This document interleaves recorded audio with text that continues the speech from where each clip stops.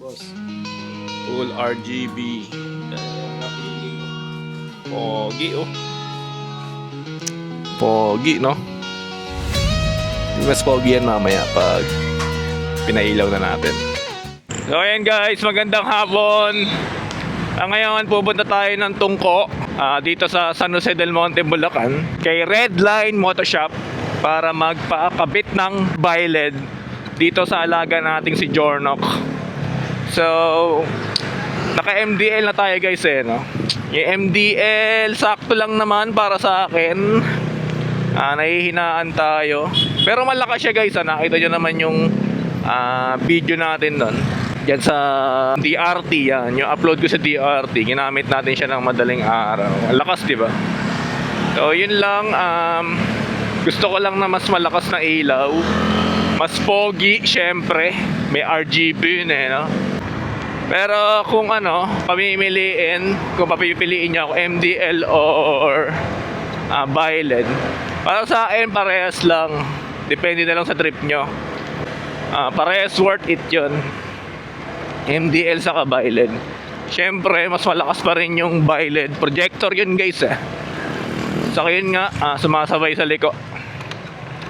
Kung liliko ang ganyan sa dilim, sumasabay siya. Kita nyo na yung lilikuan nyo. Yung MDL ay iiwan. Siyempre nasa katawan yon, dito sa katawan sa ilalim. Andun siya nakamount. Kaya nga guys, kung kilala nyo si Mar dyan sa vlog natin, doon din nagpagawa kay Redline ng bi-LED. Pina-home service niya, bi-LED saka dual contact. Di na kayo maghihintay ng matagal. Mas maganda, kung wala kayong oras, magpa-home service na lang kayo. Konti lang naman yung dadagdag nyo. Kahit saan, basta kaya nyo lang puntahan guys, pupuntahan kayo. Sa Luzon, kahit mapa north pa, mapa south, basta kaya nyo lang, message nyo lang, Redline Motoshop. Kakanan na tayo dito guys, sa Phoenix. Diyan. Yung nagpagawa tayo ng nagpakabit tayo ng dual contact, doon tayo dumaan nun guys sa unahan pa. Kaya medyo naligaw ako nun, hindi ko kabisado. Galing kasi tayo ng Antipolo nun. Ngayon galing tayo dyan sa Sapang Palay. Dito ang daan papunta sa Redline. Ano pa ba yung yung mga nag-comment sa akin? Yun, inaabangan din pala nila magka-bi-LED tayo. Tinatong nila kung magkano. Saka baka daw makahingi ng discount. Tignan natin guys. Tatanungin ko si bossing kung bibigyan kayo ng discount. Siyempre may code yun galing sa akin no? Sana isasuggest ko kay bossing, gawa tayo ng code no? Pag itong code ginamit nyo, Jornok, may discount kayo no? Sabihin ko guys, maganda idea yung mga nag-message sa akin Yun, yung mga nag-message sa atin, mga nakakilala din natin sa YouTube yun. In-add tayo sa Facebook. So may mga katanungan sila, message sila sa akin. Kunyari, nagtatanong ng pyesa, kung anong magandang pyesa sa dalawa, kung magkano yung ganito. Kasi iba nahihiya magtanong. Kunyari kay Sir Pandoy, kay Pandoy Moto House, Jorna Pinas, nahihiya magtanong ng pyesa. Okay, natatabunan yung message sila. Sa akin nagtatanong kasi, pag ako nag-message dun kay Sir Pandoy, nagre-reply agad sa akin yon. Kaya yun, tanungan din ako. So, ayan, kaliwa na tayo dito guys. Ang schedule pala natin guys kay Redline 4 PM, time check 3:47. Kasi kaya 4 PM may home service sila dyan sa Pampanga. Baka mga 3 pa daw sila makabalik.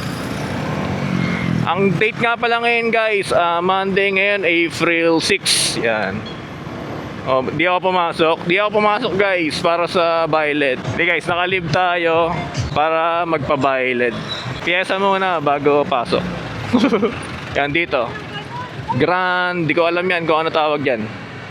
So yun guys, kung napapansin nyo itong sticker na to, ito yung sticker subdivision. Kung mapansin nyo, nakaangat na tinatanggal ko kasi pag uuwi ako ng ng Antipolo, ng bahay, tinatanggal ko to. Bakit tingnan kahit pa paano may dikit pa naman.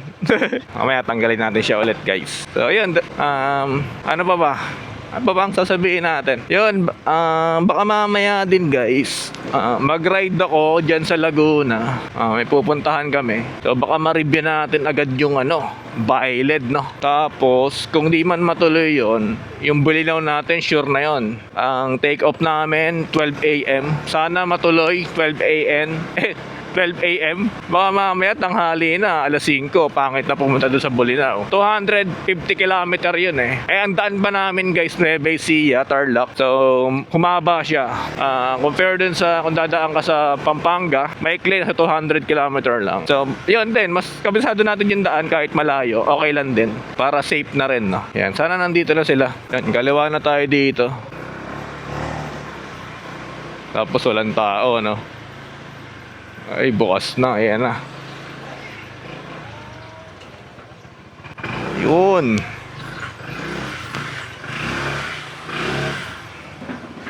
So, ayun guys. Nandito na tayo kay Redline Moto Shop. Ayan. Hindi na tayo maghihintay ng matagal. Ito nga pala yung Bailed na papakabit natin. Ito. So. Sir, magkano nga ulit to, sir? Yung full RGB natin, nasa 9. 9K, guys. Ang pinakamura, anong pinakamura, sir? 7.5. 7.5 ang pinakamura. Yung half RGB lang yun. Half RGB. Sa nagtanong sa akin yung nag-comment yan. Ang pinakamura dito 7.5. Ito yung sa atin 9K. Kasama na passing doon sa kayo. Yan, kasama na rin guys yung passing sa switch. Yan, sabi ni sir, wala na kayong babayaran doon. Doon sa 7.5 sir, kasama na dun. Tapos, ito sir yung Pinaka-harness. yung harness.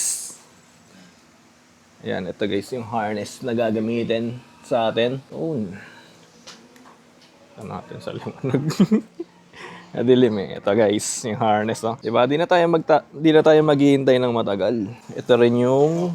Ano tawag dito, sir? Sa ganito? Pinaka-housing ng headlight. Housing ng headlight. Yan, yung retrofit yan.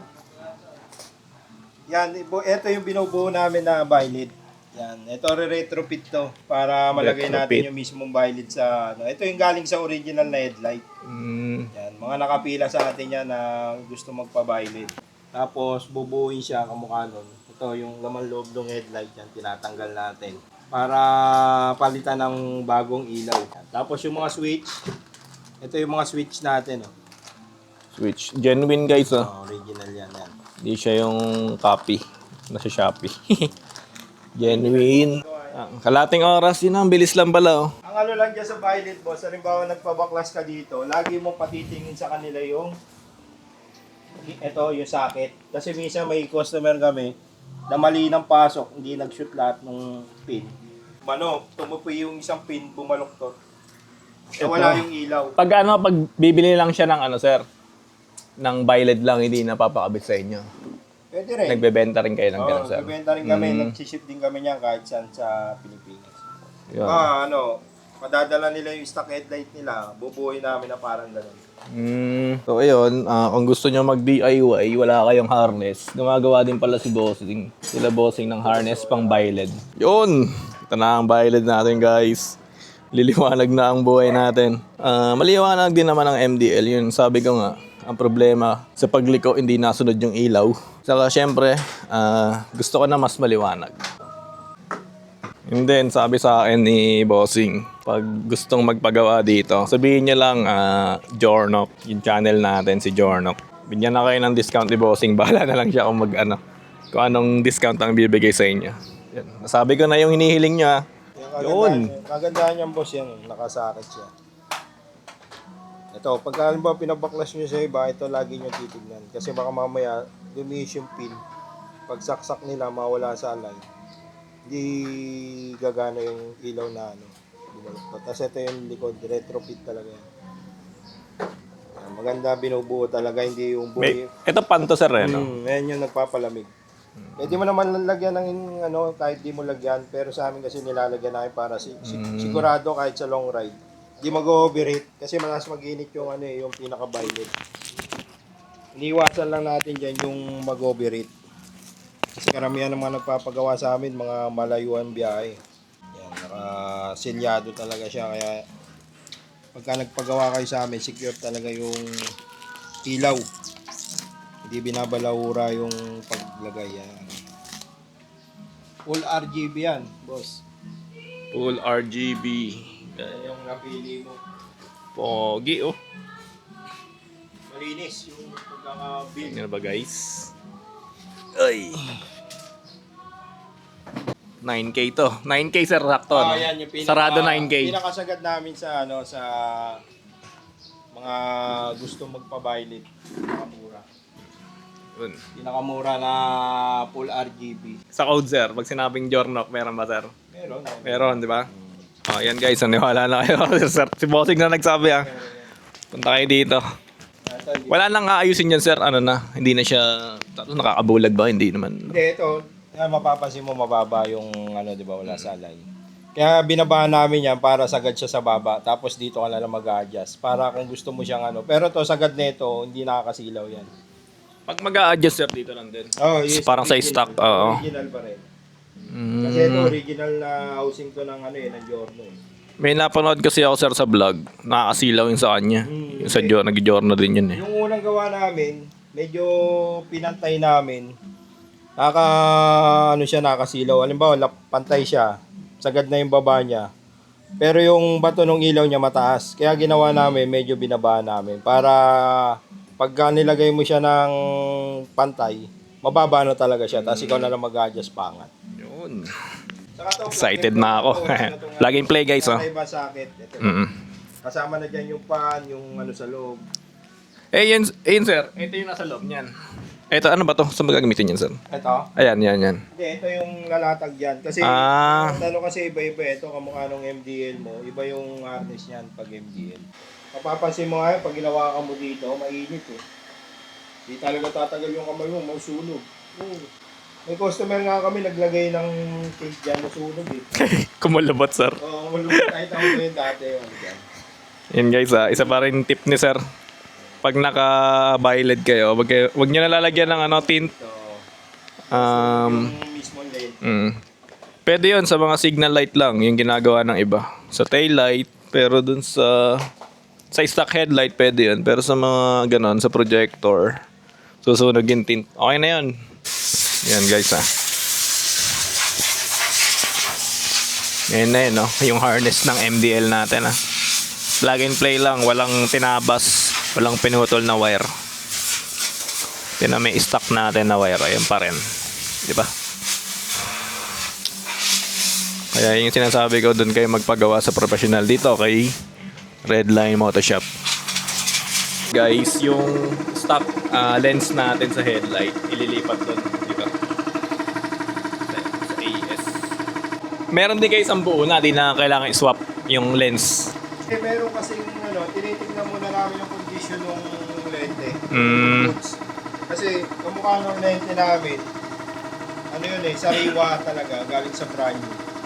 Kaya minsan nahinayang din kaming palit. Kaya yung ginagawa namin, pag may customer, yung lens mo, lililinis na lang namin. Kasi minsan may customer na maselan ayaw niya na may airline. Pero hindi niya alam yung mismong kanya, mas matindi pa airline. Yung walang ganong airline yun, yung brand new. Konting alikabok, kita sa loob yan, sobrang liwanag kasi ito, kamukha na ito sa'yo. Akala mo wala siyang airline pagka tinignan mo ng ganyan. Pero pagka sinaksak na yun dyan sa makikita mo. Pero sir, talagang galing stock yung lens o may aftermarket pa? Hindi, wala na. Galing talaga sa brand yung headlight. Genuine. Kasi pag di kasi parang Stanley ata yung brand, mabilis dumilaw, parang ganun. Hindi, Stanley original. Wala namang aftermarket yan, lahat yung original. Pero Stanley pa rin ang gamit niya, sir. Stanley Yun. original talaga. Stanley pa rin, guys. Sa Giorno, wala pa palang copy na ito, guys. Sa lens. Yan. Noong nakaraan may Solid. kami na lens Yun lang may problema yung nagkaroon ng alon dito kasi naglagay nga ng tint yung may-ari. Pero nalinis pa yan, sir. Wala na. Wala na yun? Wala na yun. Di na, Sunog na. defect na yun. Pero Yun lang. yung ibang nababasagan na disgrasya, binibenta namin. Ayan na, guys. Yun. Tira natin. Oo, ayun, Kala mo may dumi. Oo. Pero nalinis na yan. Sa labas yan, no, sir? Yan, kala mo alikabok. Pati alikabok. Pero ano yan, malinis yan. Liwanag. Nakikita lang talaga yung ano. You know, Punasan mo nga to, pre. full RGB oh. Ito brand new to boss. Yan, ito yung brand new na lens. Yan, ito, meron pa rin. Ganon din eh. Ito na guys. Ang BioLED natin na ayan, sealed na siya. Nakabit na yung lens.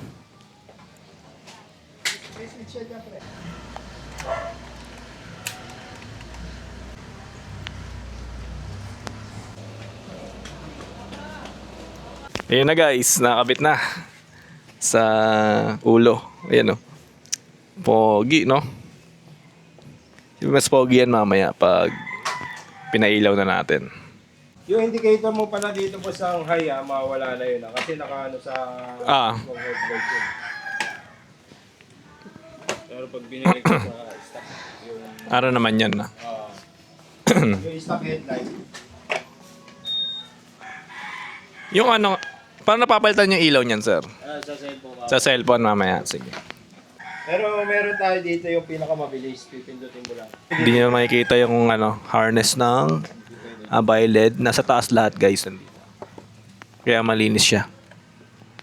So yan, maglalagay pa ng switch. Anong switch na yan, sir? Ano switch? Back to stock. Yan. Back to stock ng tawag doon? RGB. Yung switch na yan. Siyempre, papalagay tayo nun para di na tayo magbukas ng cellphone. Yaring biglaan, di ba? Biglaang may checkpoint. Balik mo agad sa ano, white. Pag naka-RGB. Di ko din trip yung maraming kulay. Add na lang tayo. Kulay white para legal pa rin, syempre. Yan guys, magda-download na kami ng application para sa RGB. Sir.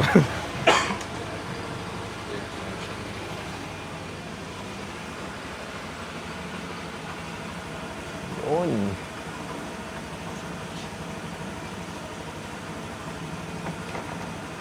Din yung switch para sa back to stock.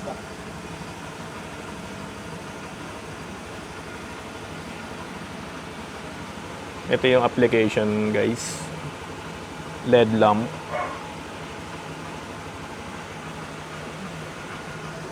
Pero tayo back to stock lang kasi bawal din. Mahuli tayo.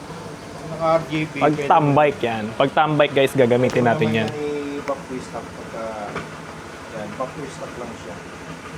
Pag gusto mo yung pang bahay-bahay, ano lang, kalye-kalye lang, street lang. At full Yeah. RGB. Pwede nyo pang timplahin yan, ayusin kung anong trip ng color combination ang gusto nyo. Ito yung wala pang ginagalaw guys sa RGB. Ito yung kulay. Pero mamaya, testingin natin yung kung anong magandang kulay na babagay dito sa dual contact natin. Na color amber or orange. Golden yellow, ano ba tawag yan guys? So yan, ganyan kulay nun. Ito yung ilaw niya. Papagayan natin yung dual contact natin. Ganyan yung dilaw. Orange ata yun rin. Orange. Pero yung mga orange. At titimplahin. Makuha din yan, no? Pag talagang ina. Yun.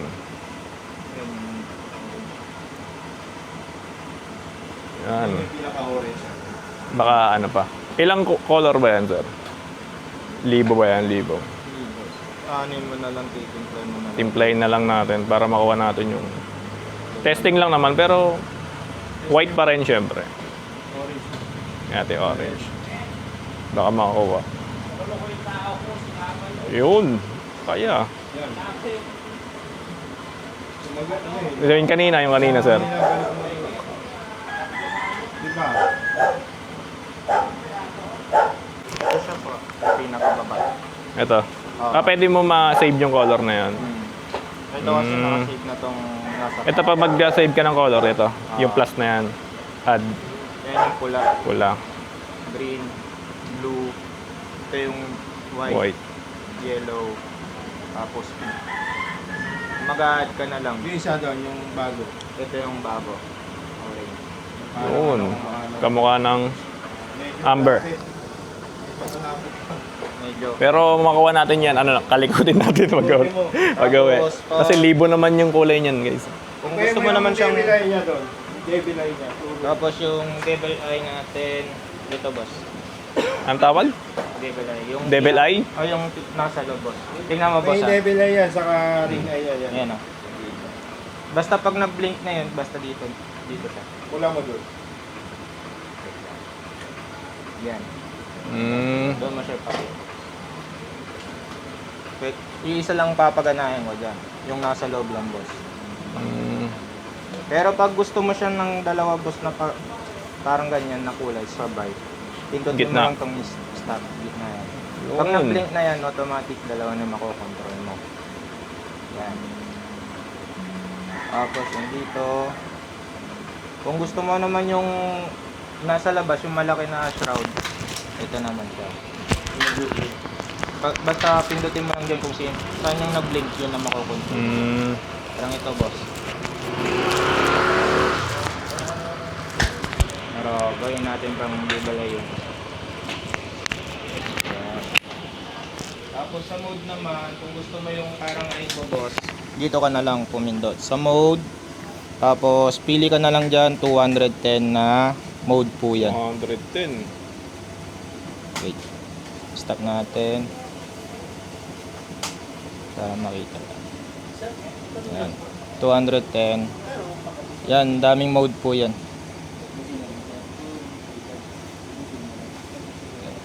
Paganahin lang natin yung nasa labas.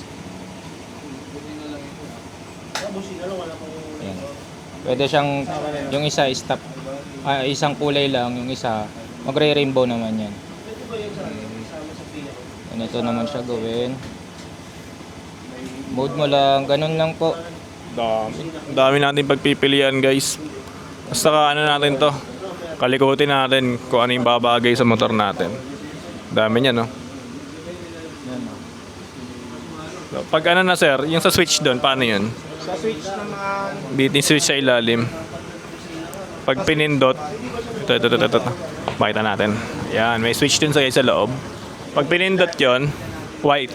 lahat po yan. Isa na po.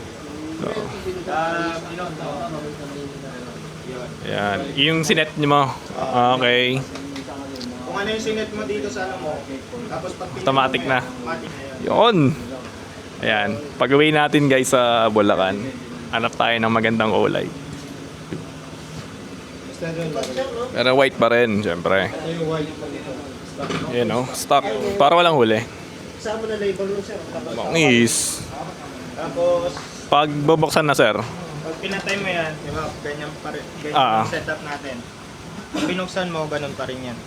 Hintayin lang natin yung loading yan. Ganyan lang po yung Welcome loading. lights. Welcome lights. hindi siya nare-reset, no? Na-reset Hindi po. mo pa ulit. Re-reset mo na Okay. lang kung gusto mo dito sa cellphone. Yun, guys, ah. Tapos, laging, pag binuksan mo naman tong app na to, boss, laging magbubukas yung Bluetooth natin. Matic na magbubukas. Kasi Bluetooth to, no? Tapos ito lang po ang pipindutin natin, yung LED DMX. Okay. kung hindi mo siya makontrol, boss, gawin mo lang, baba mo siya, magre-refresh lang. Okay. Tapos ito naman yung switch niya sa bi-LED natin na projector. Yan, bi-LED na, guys, ah. Ito kasi RGB to, guys, ah. Yung ring na yan, RGB. Yung gitna, yun na yung tinatawag na bi-LED. Yun. Puti. Di pa natin ma-appreciate dito yung lakas. Mamaya, testingin natin sa dilim. Yung pag dilaw, sir, ano yun? Gitna? Hindi, boss, gaganito mo lang, on-off mo lang. Tatlo po yan. Tatlo. Ito po yung una niya, puti, Puti. tapos dilaw, Dilaw. tapos combination na po siya. Mm. Yun ang tinatawag. Tapos pag sa passing, gumagana. Ano, ibig sabihin, ibabalik muna. Opo, Balik. on-off. Oh, on up. Ay. Para lumipat Mm. yung ilaw natin. Tapos yung high, gumagana pa rin. Ano Yung high natin, yung high? Dilaw lang talaga yung high, sir. hindi po. Warm po yan yung nakalagay. Kung ano yung nakalagay dyan, parang puti. Puti lang din yun. Okay, puti lang puti. Pang-ulan yun eh. No? Dilaw din yung... Oo, nakayos oh. Ayos, oh. Mamaya, testingin natin ito sa, ano, pag natuloy yung Laguna natin, testingin natin. Yan guys, dito pa rin yung adjust yun. Katulad sa stock. Para ma-adjust tong lens na, sir. No?